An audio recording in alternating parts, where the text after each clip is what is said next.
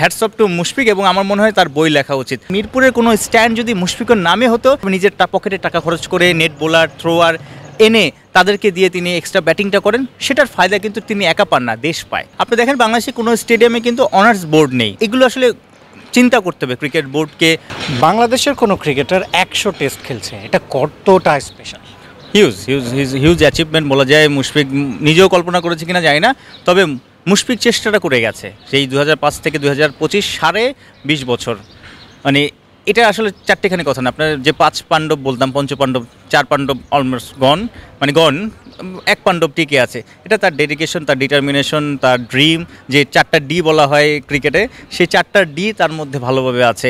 তার প্র্যাকটিস কেমন করে, যে পরিশ্রমী সবাই জানে। আর একটু বিকেএসপিতে আমি ফিরে যাই, যে যখন তিনি আন্ডার 19 বা এ টিম ন্যাশনাল টিমে ঢুকেছে, তখন কিন্তু তিনি এসএসসি ইন্টারেও কিন্তু ভালো রেজাল্ট করেছে, কারণ তিনি ট্যুরে যেতেন, বইপত্র নিয়ে যেতেন, ক্লাস টিচারদের কাছ থেকে সেই গাইডলাইনটা নিয়ে যেতেন, এবং ট্যুরে যাওয়ার পরেও তাদের সাথে যোগাযোগ করতেন। তিনি সারাদিন প্র্যাকটিস, ম্যাচ, সেটা ফুল ফোকাসে করে আবার সে ওই যে টায়ার্ড শরীর নিয়ে, টায়ার্ড ব্রেন নিয়ে তিনি কিন্তু পড়াশোনাটা করে গিয়েছেন। মুশফিক ব্রিলিয়েন্ট স্টুডেন্ট, জাহাঙ্গীরনগর থেকে মনে হয় পিএইচডি করছেন।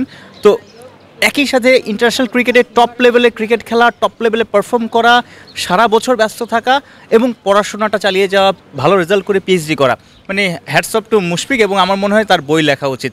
বই লিখলে আমরা সাংবাদিকরা অনেক কিছু জানতে পারবো, কীভাবে আসলে ডিসিপ্লিন হওয়া যায়, কীভাবে আসলে স্বপ্ন দেখা যায়, কীভাবে আসলে পর্বত ছোঁয়া যায়। সবাই পারবে না, বাট চেষ্টা করতে পারে অনেকে।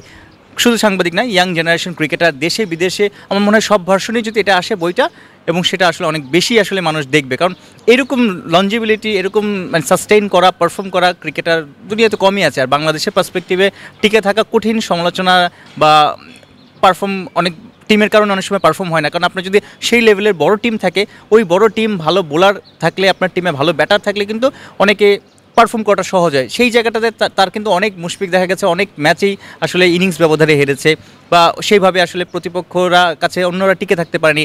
তার সঙ্গীর অভাবে কিন্তু তিনিও আসলে জিনিসটা ক্যারি করতে পারেনি। তারপরও যেভাবে নিজেকে তৈরি করেছেন, যেভাবে আসলে ইন্টারন্যাশনাল ক্রিকেটে পারফর্ম করছেন, আমার মনে হয় বই লিখতে পারে এবং বইটা আসলে সারা ওয়ার্ল্ডেই চলবে ভালো। আর যেমনটা বলছিলেন যে লনজিভিটি, 20 বছরের বেশি ক্যারিয়ার, এবং আজ ফিল সিমন্সও বলছিলেন যে ফিট থাকাটা জরুরি এবং রান করার ক্ষুধাটা থাকা জরুরি, আরও লম্বা খেলা। কি মনে হয় যে মুশফিকুর রহিম 120 তার সেটাও পার করতে পারবে? আমার মনে হয় যে তার যেই ডিটারমিনেশন, তার যে পরিশ্রম করার ব্যাপারটা, ভোরবেলা যখন আমরা ঘুমিয়ে থাকি তখন তো তিনি মাঠে এসে প্র্যাকটিসটা করেন, তিনি বলেছেন, এবং সেটা অনেকে মজা করছেন, বাট এটাই আসলে তাকে আলাদা করেছে। এটা মুশফিক এখনও ক্ষুধা নিয়ে তিনি যে মাঠে সবার আগে আসেন, মাঠে সবার আগে ঢোকেন, নিজে একটা প্রিপারেশন নেন, আলাদা একটু নকিং করেন। তার যে অ্যাকচুয়াল যে নেট সেশনটা আসলে টিম থেকে বরাদ্দ থাকে, সেটার বাইরে তিনি এক্সট্রা সেশন করেন। অনেক সময় নিজের পকেটে টাকা খরচ করে নেট বোলার থ্রোয়ার এনে তাদেরকে দিয়ে তিনি এক্সট্রা ব্যাটিংটা করেন, সেটার ফায়দা কিন্তু তিনি একা পান না, দেশ পায়। দেশের জন্যই করেন। 20 বছর ধরে খেলছেন, 3টা ডাবল সেঞ্চুরি, 2টো মিরপুরের শেরে বাংলায়। আমার মনে হয় মিরপুরের কোনো স্ট্যান্ড যদি মুশফিকের নামে হতো, এবং মুশফিক যদি এই টেস্ট চলাকালীন সেই পেছনে মুশফিকুর রহিম স্ট্যান্ড বা এনক্লোজার সেটা থাকতো, মুশফিক যদি একটা ছবি তুলতে পারতো বা সেঞ্চুরিটা করতে পারে, যদি 100তম টেস্ট এবং সেঞ্চুরিটা করে যদি ওই এনক্লোজারের দিকে, ওই স্ট্যান্ডের দিকে তিনি ব্যাটটা উঠিয়ে ধরতে পারতেন, সেখানে তার বাবা মা, তার ছোটোবেলার কোচ, তার সব শুভাকাঙ্ক্ষীরা থাকতো, সেটা মনে দারুণ হতো। বিসিবি এরকম প্ল্যান করেছে কিনা আমি জানি না, বাট এরকম হলে দুর্দান্ত হতো।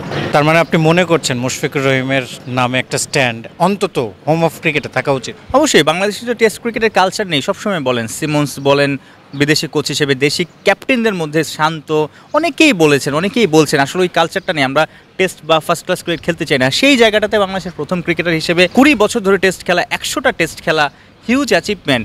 মুশফিক তো এটা ডিজার্ভ করে। মুশফিক আসলে হোম অফ ক্রিকেট, আমাদের যে মেইন গ্রাউন্ড, সেই জায়গাটাতে একটা গ্যালারিতে একটা স্ট্যান্ড বা একটা প্যাভিলিয়ন যদি মুশফিকুর রহিম প্যাভিলিয়ন না হয়, সে এর চেয়ে দুঃখের কিছু নেই। আপনি একটা মানুষ প্লেয়িং ক্যারিয়ারের শেষ দিকে একদম, হয়তো আর কতদিন খেলবে, 6 মাস, 1 বছর, সর্বোচ্চ 2 বছর, তার এই বিশেষ টেস্টে হোম অফ ক্রিকেটে তার একটা প্যাভিলিয়ন থাকবে, সেখানে তার বাবা মা বসে থাকবে, তার আত্মীয় স্বজন, তার ফ্যামিলি ফ্রেন্ডস বা তার প্রাক্তন মানে ছোটোবেলার কোচ বা তার শিক্ষকরা বসে থাকবেন, তারা ক্ল্যাপ করবেন।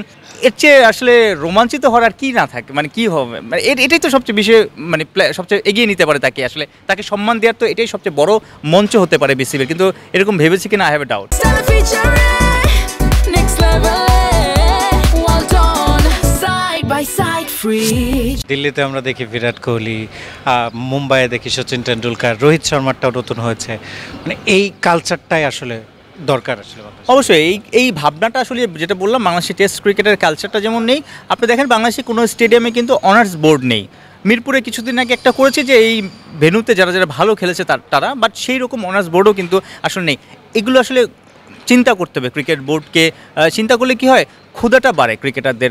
যখন আপনি এই অনার্স বোর্ডের কালচার তৈরি করবেন, এখানে কেউ 5 উইকেট পেলে তার নামটা উঠবে, সে ওখানে গিয়ে নামটা লিখবে, সাইন করবে, হোয়াটএভার, এগুলো তারও পারফর্ম করার ক্ষুধাটা তারণটা বেড়ে যায়।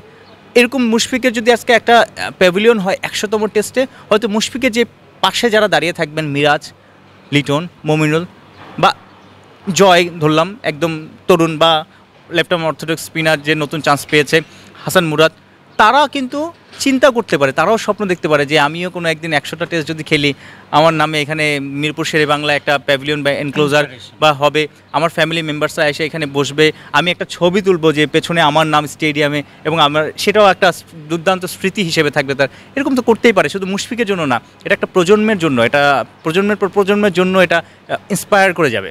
আপনি বলছিলেন শেষ প্রশ্ন এটা, যে মুশফিকুর রহিম একটা বই লিখতে পারেন, যেটা ক্রিকেটারদের তো বটেই, সাংবাদিকদেরও হেল্প করবে। যদি বই লেখেন, আপনার কোনো সাজেশন থাকবে বইয়ের নাম?